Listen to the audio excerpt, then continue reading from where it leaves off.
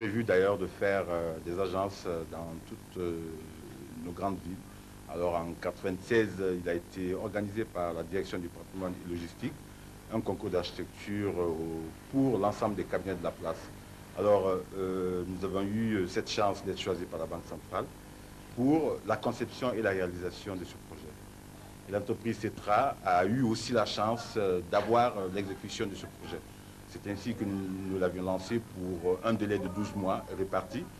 Et le projet, moi je le dirais en tant qu'architecte maître d'œuvre principal de ce projet, que le délai a été respecté compte tenu des difficultés que nous avons eues en sous-œuvre. Parce qu'on s'attendait, après les études géologiques de la place, on s'attendait plutôt à un terrain un peu plus praticable afin de pouvoir exécuter les caveaux. D'ailleurs, c'est ce problème de caveaux qui nous engage plus auprès de la Banque centrale, étant entendu que l'architecte reste un maître d'œuvre assermenté auprès de son client pour la sécurité, ne serait-ce que des fonds placés dans les caveaux. Donc nous avons eu assez de difficultés en travaux en sous-œuvre qui nous a rallongé le délai pour 3 mois. Au vu de la succursale, on aperçoit le Nimba. Est-ce que dans la conception, il était prévu ça ou bien c'est un hasard? La recherche dans la conception architecturale nous a donné une forme symbolique qui représente la Guinée tant dans l'art, dans la culture, que dans la monnaie. Vous êtes satisfait justement de l'exécution? Je suis techniquement satisfait de la réalisation, mais je laisserai aussi, du côté esthétique, je laisserai plutôt mes clients, je laisserai plutôt la population, je laisserai plutôt les clients de la Banque centrale apprécier le côté esthétique, le côté architectural. Techniquement, je pense que l'équipe qui était sur place, qui est une équipe entièrement guinéenne, ce qui est aussi une fierté pour nous.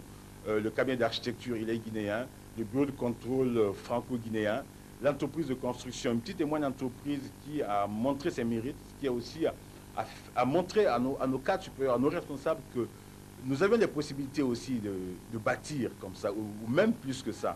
Et je suis très très fier de l'entreprise et du délégué du bureau Veritas, M. Namouri Camara. Vous avez d'autres expériences en dehors de cette façade que nous avons vue à Zérekoré?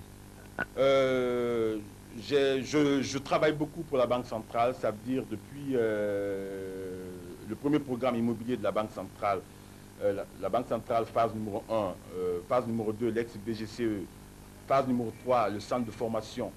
Et aussi, j'ai travaillé pour le ministère des Finances sur un concours organisé en 90 par la Caisse française de développement. Ce concours, je l'ai gagné et c'est la première phase du ministère des Finances. Et je travaille parallèlement aussi dans la sous-région, à Dakar comme à Accra. Et à Conakry, je travaille beaucoup pour le ministère des Affaires sociales. Actuellement, je suis en train de faire l'Institut des jeunes aveugles à Cancan. Je travaille pour des privés guinéens. Nous sommes en train de mettre en place l'immeuble Kaloum qui a quelques difficultés, mais qui, je pense, va avoir le jour dans sous peu de temps. On dit que mon cabinet, c'est la CEDEAO. Ça veut dire que j'ai toutes les nationalités chez moi. D'abord, je forme assez de jeunes Guinéens qui sont là.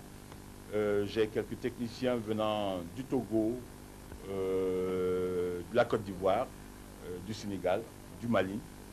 Et la quasi-totalité, c'est un personnel guinéen. Il n'y a certes plus de doute